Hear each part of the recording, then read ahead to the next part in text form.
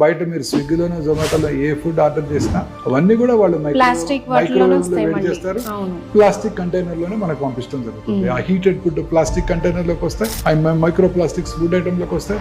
వాటిని మన పిల్లలు ఇంజెస్ట్ చేస్తున్నారు, వాళ్ళందరికీ కూడా క్యాన్సర్ వచ్చే అవకాశాలు పెరిగిపోతున్నాయి. క్యాన్సర్ ఇన్సిడెన్స్ ర్యాపిడ్ గా పెరగడానికి ఇదే కారణం.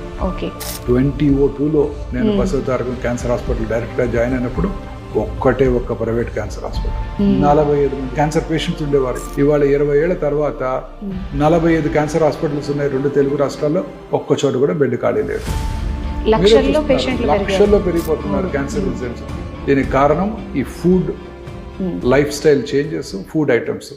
ఈ వీడియో నచ్చితే లైక్ చేసుకోండి, సబ్స్క్రైబ్ చేసుకోండి, ఆల్ అనే ఆప్షన్ ని ఎంచుకోండి, కామెంట్ రూపంలో మీ అభిప్రాయాన్ని తెలియజేయండి మరియు షేర్ చేయడం మర్చిపోకండి.